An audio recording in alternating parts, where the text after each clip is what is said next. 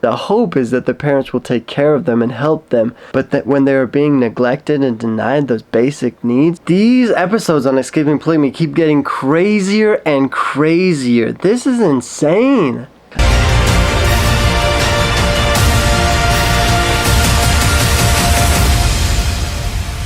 These young kids are desperately reaching out for help. This episode is showing one of Chanel's younger sisters wanting to get out of that cult so bad that they're literally saying if they can't leave, if they're not going to be able to find a way to get out of it and to run away, they are going to kill themselves. They're writing these suicide notes and passing them around to their friends, basically yelling and screaming for a way to get help, that they want to get out of there, that they can't stand it in there anymore.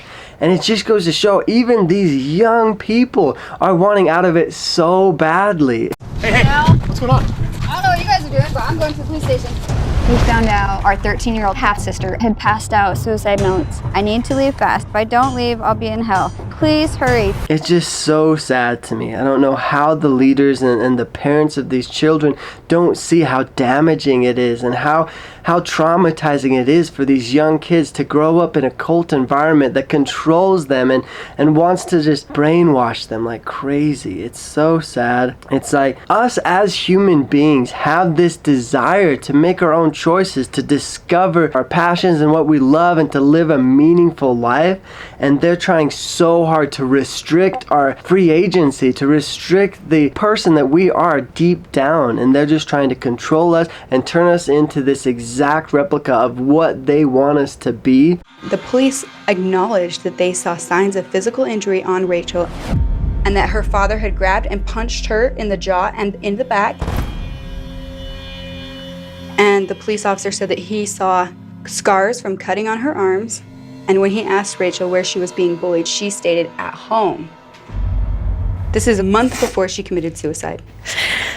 This is a very serious thing, you guys. There have been suicides from young people in the group. It's horrible. It's so sad. It's destroying the minds of these young people, and it needs to be stopped. There have already been suicides in this very family, and it is so sad. And I just hate that the order doesn't address this. It doesn't care that they are destroying the lives of these youth, these young people. We can't have another sibling committing suicide. Rachel is one of best friends. That's why I don't know if she's in the suicide pact. Is in the suicide pact. And Rachel both agreed that they would kill themselves if they couldn't get out. And when Chanel and Colleen get this note and realize that their younger sister is going through this, they are literally rushing to go and save their little sister. And they have to be very careful because of the laws and the legal issues with minors, that they even go to the police station beforehand to try and let them know and understand what is going on and how serious this is, and that they need to help. These kids are being abused and neglected and being treated so harshly that they are desperately looking for any way out of it. So right now, we need to go to Juvenile Receiving Center. Not trying to scare you, but there's a possibility that this is gonna get ugly. Kids don't always win. What can you do if a minor is threatening to take their own life and the parents are doing nothing about it? Legally, can you go in there and help them? Can you get involved? Whereas in this situation, we've already seen it happen, and we know that this minor is in trouble and that they're going through a very hard time, and the parents are doing nothing about it. Colleen feels like she desperately needs to step in there and do something, but with the law right at her back and unsure of how this situation is even able to be handled, it's just it's so hard to know how this is supposed to be dealt with. There's just so much that goes into all this. I'm gonna take to the Juvenile Receiving Center to make sure that I am following all the guidelines. I found her a safe place to go. How are you feeling right now?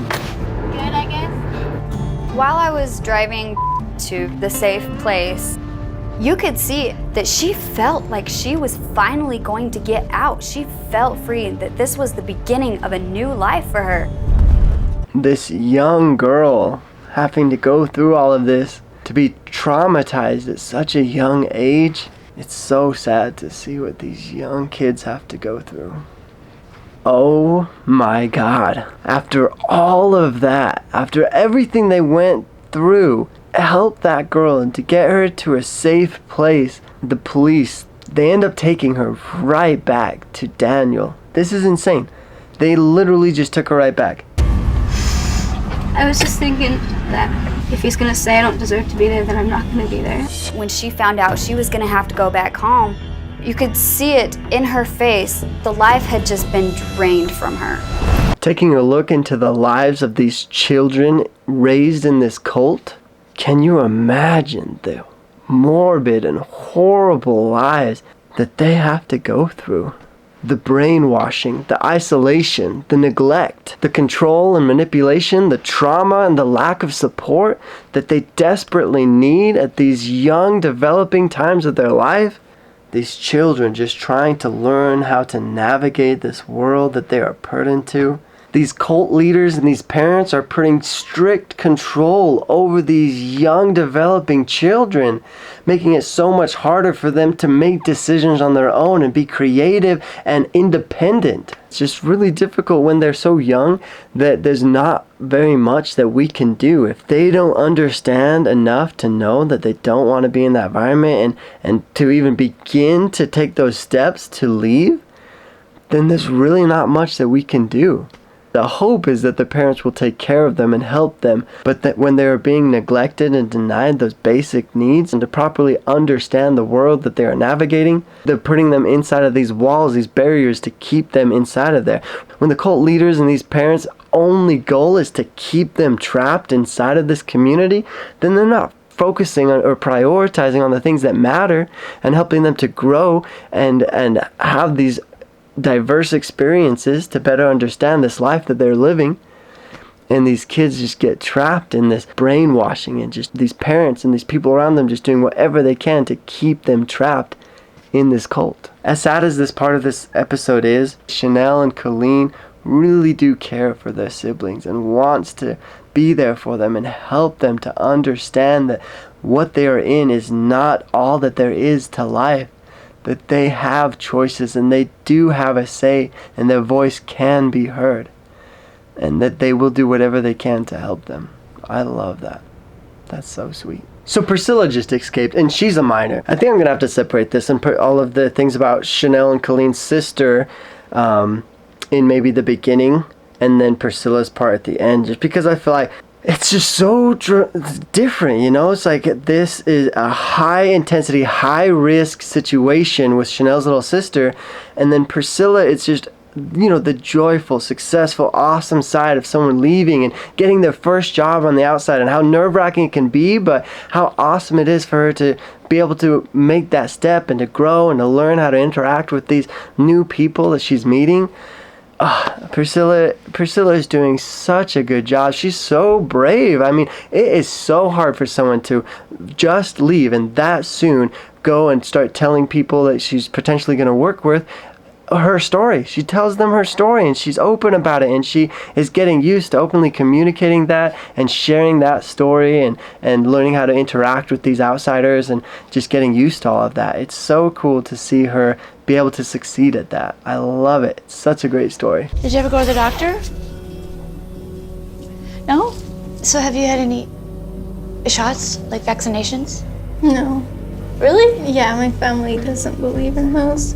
Oh my goodness. In the order, healthcare is crazy. It's near non-existent. They like to be so old-fashioned, pretend like it's back in the olden days when there's not even really doctors or medications or things like that. They never get their shots and no vaccines whatsoever. They rarely do any like mental checkups or physical checkups or anything with the doctor. They trust in their comfort and eating just weird things to take care of them. It's so insane. They never take any type of medication. Painkillers are just totally shunned in the group. Oh, it's crazy, man. Priscilla tried to leave 3 times. She chose this new life. She's got a whole new life ahead of her, and her kids and her kids' kids and her whole future is gonna be so much better because she made that decision.